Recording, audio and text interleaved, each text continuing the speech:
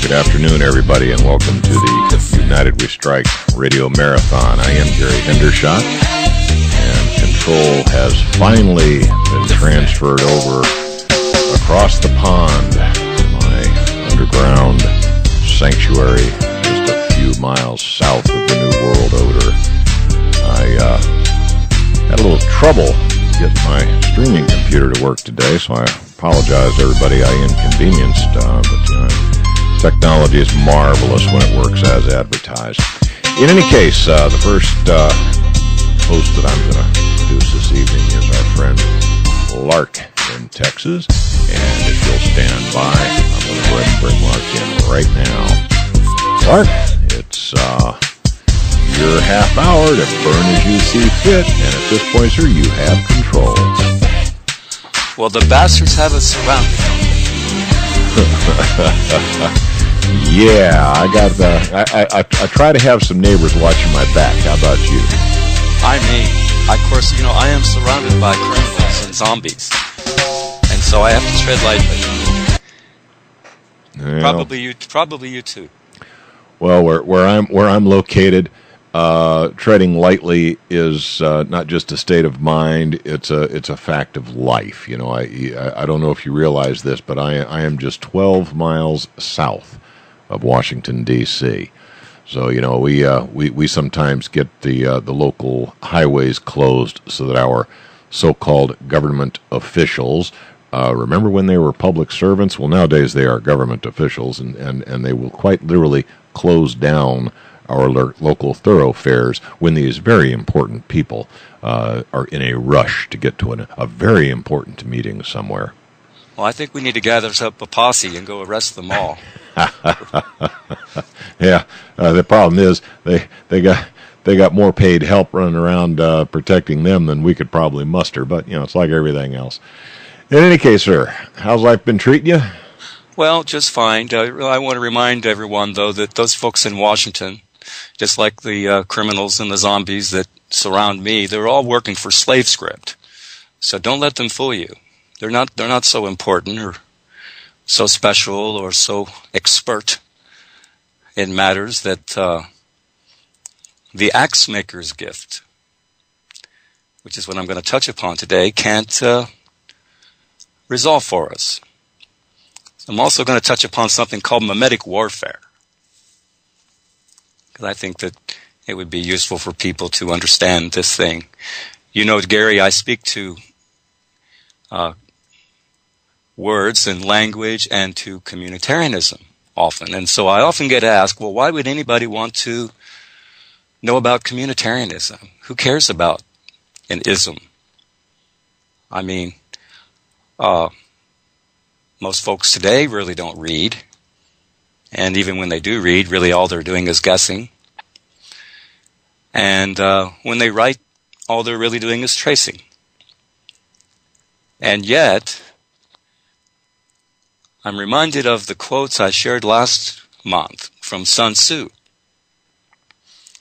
And of course, he's the author, the ancient author of The Art of War. And so I thought I'd begin my presentation today with a reminder of the words I shared with y'all last month. Because then we're going to delve into the axe maker's gift and mimetic warfare. Last month, the words I shared with you began thusly: O divine art of subtlety and secrecy, through you we learn to be invisible, through you inaudible, and hence we can hold the enemy's fate in our hands. All warfare is based on deception. Therefore, the skillful leader subdues the enemy's troops without any fighting. He captures their cities without laying siege to them. He overthrows their kingdom without lengthy operations in the field. With his forces intact, he will dispute the mastery of the empire, and thus, without losing a man, his triumph will be complete. This is the method of attacking by stratagem. And this is key. If you can't define it, then you don't fully understand it, and you can't fix it or fight what you don't understand. If you know the enemy and know yourself, you need not fear the result of 100 battles. If you know yourself, but not the enemy, for every victory gained, you will also suffer a defeat. If you know neither the enemy nor yourself, you will succumb in every battle. So to secure ourselves against defeat lies in our own hands. But the opportunity of defeating the enemy is provided by the enemy himself. So I thought this was prescient, given the times in which we live. Because as I explained, I'm going to touch on something called mimetic warfare. But first, I want to bring to your attention a famous George Orwell quote. He said that the greatest lie was the lie of omission. The greatest lie is the lie of omission. Which is why I say the sum of all things is the truth. But we're reminded too that information is not the same as knowledge. And for the most part, I do not suffer this affliction that I am a pretender to knowledge. And like many of you, we have within us much information. My goodness, we live in a media-saturated world, and we're engaged in a war, whether we realize it or not. The war is an asymmetric war. The war is brought to us from all sides, 24/7. So, the name of this website is entitled humanjourney.us/axemaker.html. Axemaker, A-X-E, maker.html.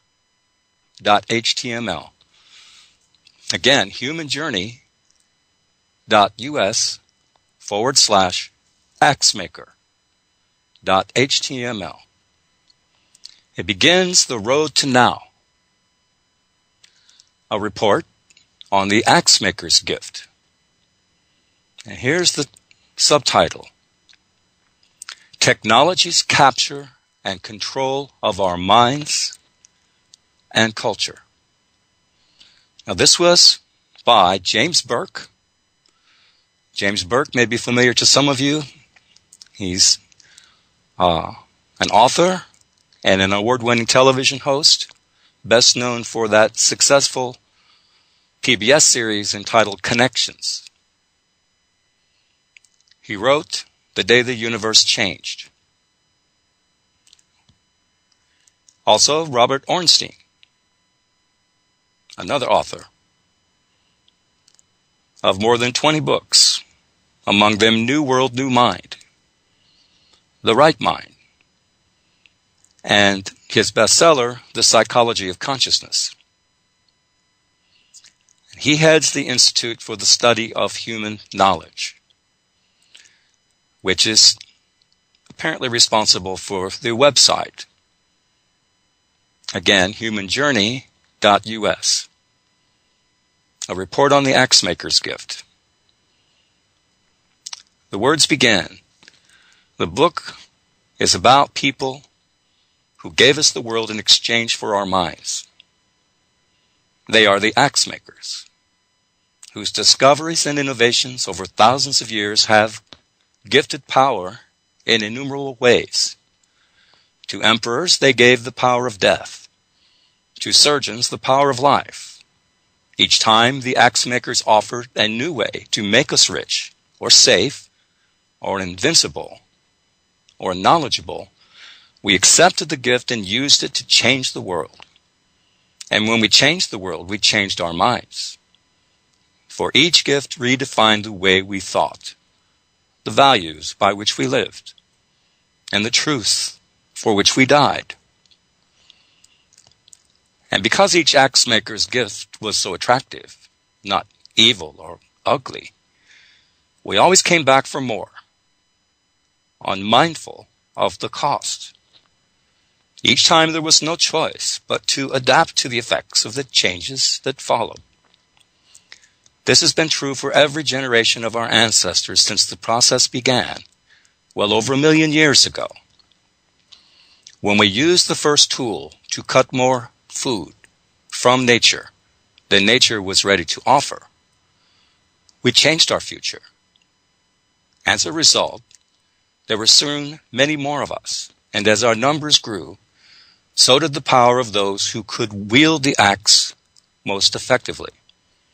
They became leaders. Most of the rest of the group followed the axe maker.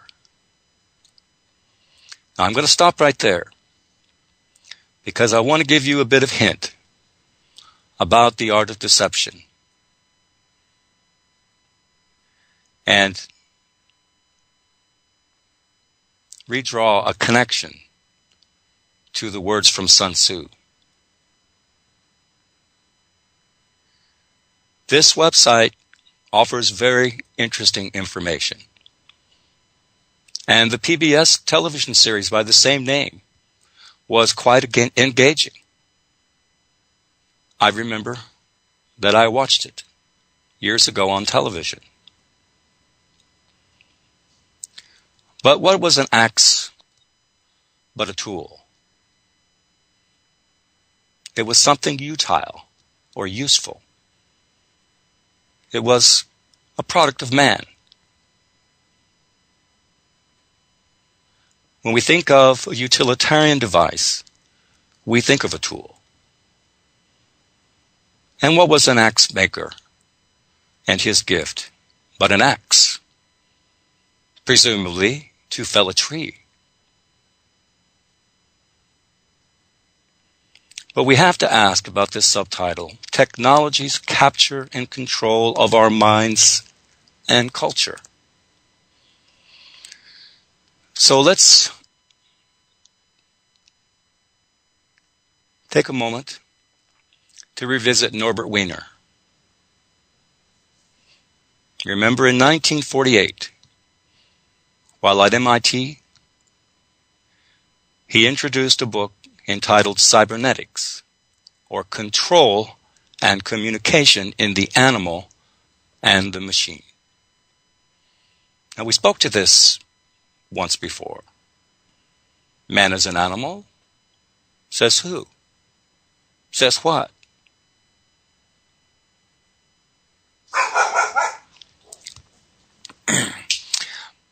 But, again, we're referencing the human use of human beings. Cybernetics in society. Mr. Wiener wrote this book so as to popularize what he termed cybernetics. It is described as a field of study that arises out of information theory and automation. It's directly related to the rise of statistical mechanics and the discovery of entropy.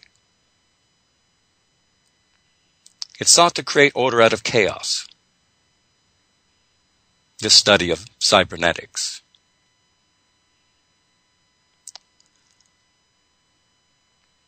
In the summary of, again, this book, which you can read online,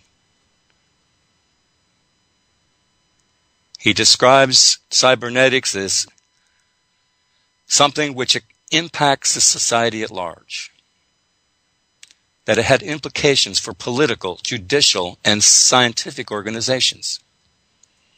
It points to new definitions of humanity and the changing role of people in relationship to machines.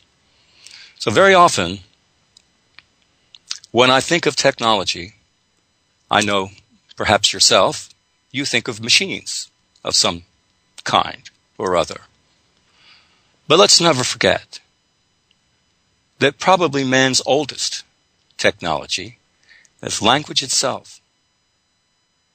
Language is indeed a technology. There are many ways to study this thing called language, as we understand. But one way that you might begin to study this thing called language as a technology is to consider the ways that it can be described as symbols within the field of symbolism or symbology. But then also in the ways that we can describe it as signs, as in semiotics.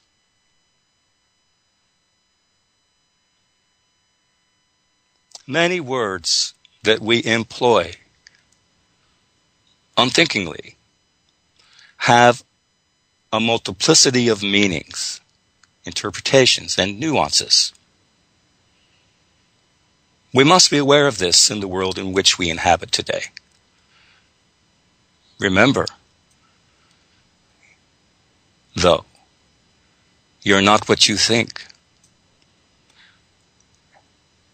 and you're not what you say, but you are what you do.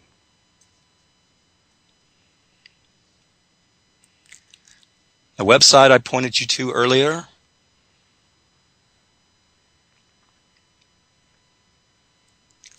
The Axe Maker's Gift, presents a very interesting, engaging essay. But I will tell you that they are promoting communitarianism. They are promoting communitarianism.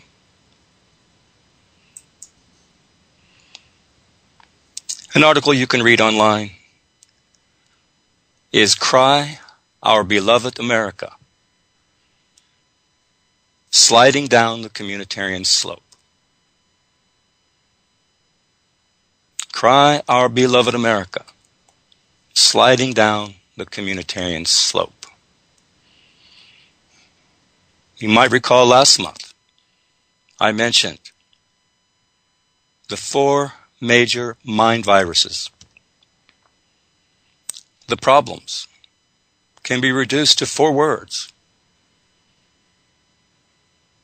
money, law, socialism, and democracy. Now, I'm not a big fan of socialism, as you know. I equate it to gangsterism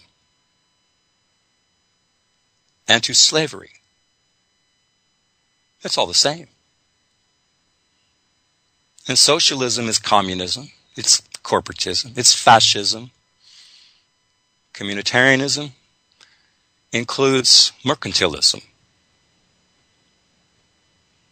Its target, the poor and the bourgeoisie, the landowners, or those that still think that they can own land.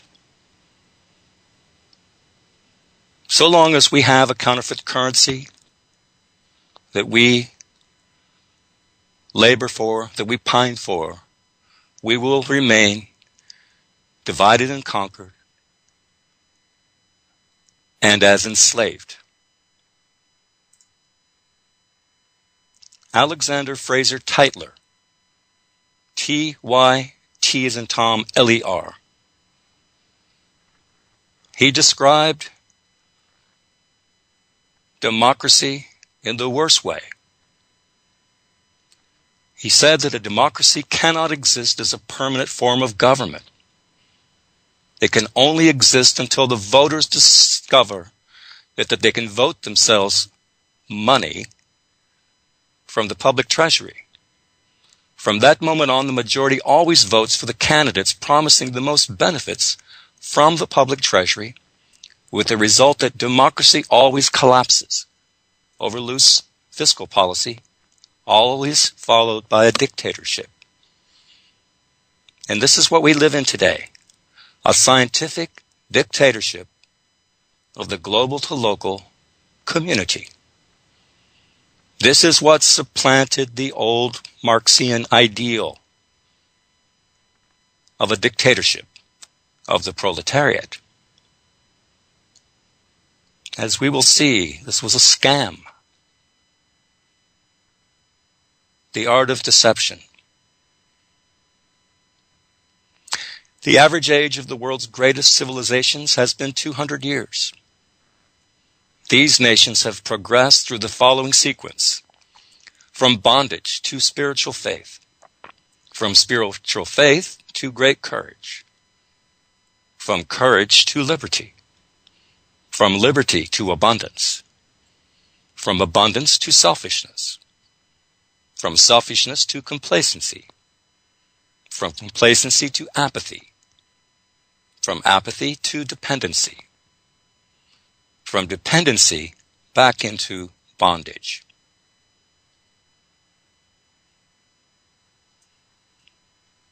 Now, many years ago in ancient Athens, there was an expression entitled, or said to be, abstain from beans. A-B-S-T-A-I-N, abstain from beans. Now, this was proffered by the Stoics of ancient Greece. The Stoics were individualists. What it meant precisely was don't vote. Don't vote. Balloting in Athens occurred by dropping various colored beans into a receptacle. To vote, sad to say, in the absence of an intelligible rule of law, is not only an exercise in futility, it is to be complicit in the racketeering and organized crime which defines that which we call our government today. Now, you should know, I seldom attach the possessive adjective our to this word government. I refuse to participate in organized crime. I'm just not going to have it. Now, we talk about a strike.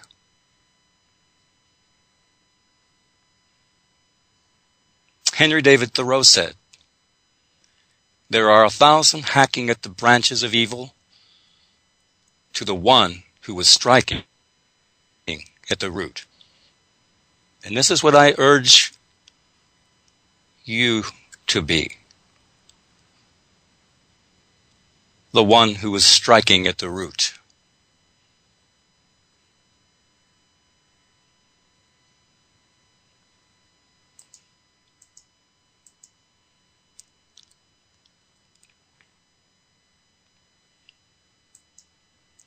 If you're unaware, if you do a search on the internet, you can read something which had originally been omitted from the congressional record of 1940.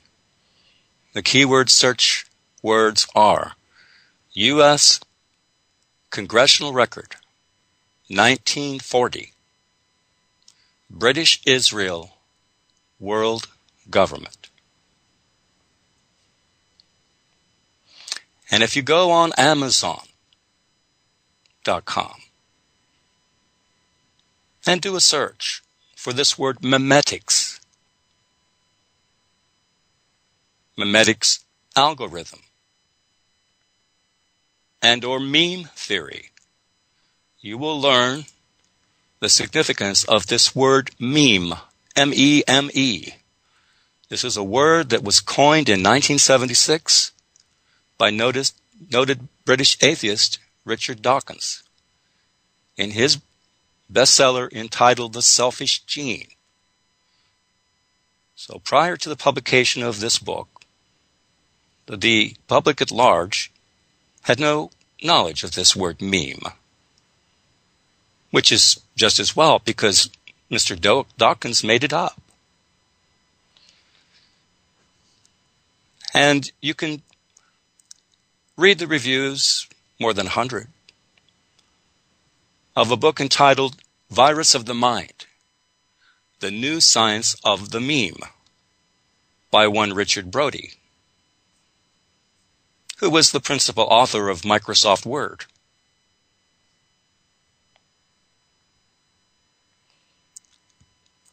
And if you go to one of my favorite go-to web sources for all information exposing the communitarian agenda for what it is, the fraud that it is,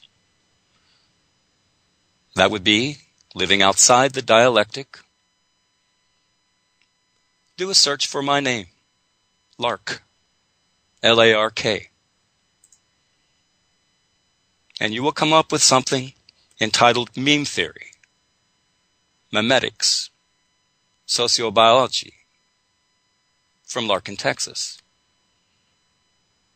These are some of the best sources that I am aware of, or I was aware 2.5 years ago, that provided useful information about this thing called meme theory, memetics, and memetic warfare. Hey, Lark, I hate to do it to you, man, but we're almost out of time. It's time to start thinking about a rap and a little bit of blatant self-promotion. Oh, we must get that in. Thank you, Gary. And finally, I'm going to leave you today with these words once again. The words counter-economics, a hyphenated term. Counter-economics. Please look it up. It is useful.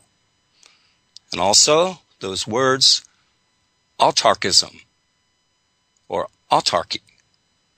Remember, there are two spellings. One means self-rule. One means self-sufficient. And hopefully next month we can talk about something I'd much rather talk about, and that would be food.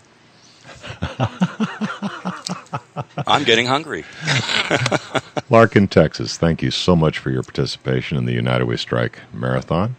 Do appreciate you being a host on this show, and we'll hope to get back with you next month. You take care now.